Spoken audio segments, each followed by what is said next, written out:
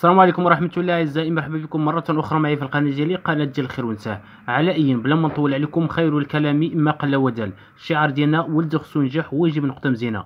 تحية خالصة لكل متتبعين ومتتبعات القناة. Maintenant on va commencer. Aujourd'hui on va parler du résumé par chapitre. Entre parenthèses, chapitre 9, 10, 11, 12, 13, 14, 15, 16. Chapitre 9. Notre prisonnier vient de faire son testament. Il pense aux personnes qu'il laisse derrière lui, sa mère, sa femme et sa petite fille. C'est pour ces dernières qu'il s'inquiète le plus. السجين أتى ليجري التحاليل وهو يفكر في الأشخاص الذين تركهم وراءه، والدته، زوجته وابنته الصغيرة التي من أجلها شعر بالحزن أكثر. Chapitre 10. Le condamné nous décrit son cachot qui n'a même pas de fenêtre.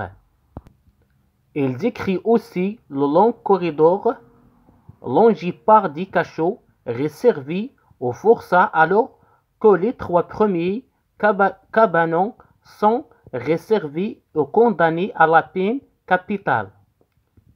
المدان يصف زنزانته التي لا تتوفر ولو على النوافذ، كما يصف الممر الطويل بين زنزانات المحكوم عليهم بالأعمال الشاقة، في حين أن الثلاثة الأخرى مخصصة للمحكوم عليه بالإعدام. Chapitre 11.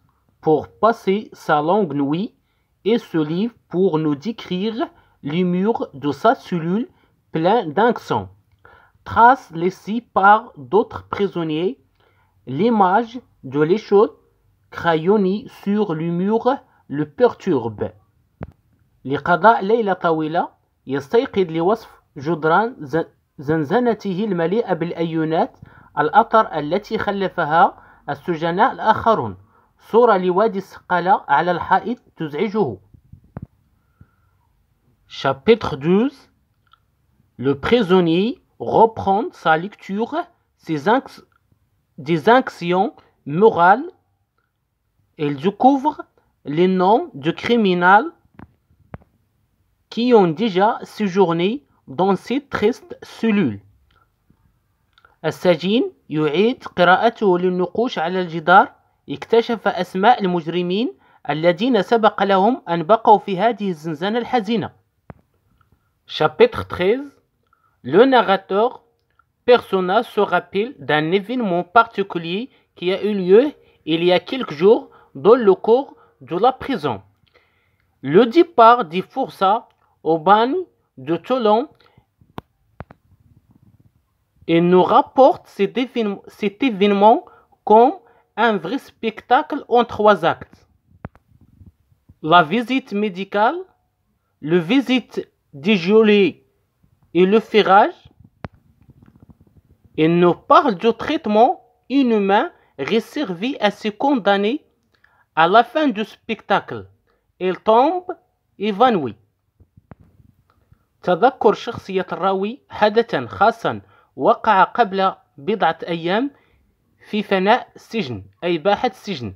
رحيل المدانين المحكومين، رحيل المدانين أو المحكومين كمشهد حقيقي في 3 أعمال: الزيارة الطبية، زيارة السجانين، والأحذية.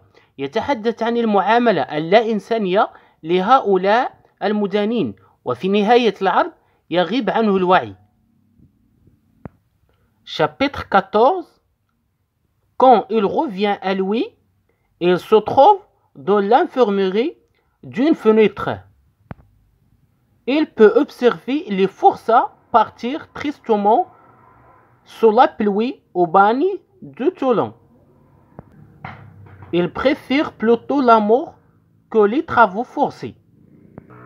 عندما عاد إليه وعيه وهو في المستشفى، هناك نافذة تمكنه من مشاهدة المدانين يذهبون بحزن في المطار وهم يقومون بأعمال شاقة، وقال أنه يفضل الموت بدلا من الأعمال الشاقة. Chapitre 15. Le prisonnier est dans sa cellule Il avait senti un peu de liberté dans l'infirmerie, mais voilà qu'il est repris par l'idée de la mort qu'il pense à s'évader. السجين في زنزانته شعر بقليل من الحرية في المستشفى، ولكن هناك بدأت فكرة موته تراوده ويفكر في الهروب. Chapitre 16. Le narrateur se rappelle de ces quelques heures de liberté à l'infirmerie et se souvient de cette jeune fille qu'il a entendue chanter de sa voix pure. velouter une chanson en argot. الراوي يتذكر تلك الساعات القليلة من الحرية في المستشفى، وقال أنه يتذكر الفتاة التي سمعها تغني بصوتها الصافي، تغني باللغة العامية.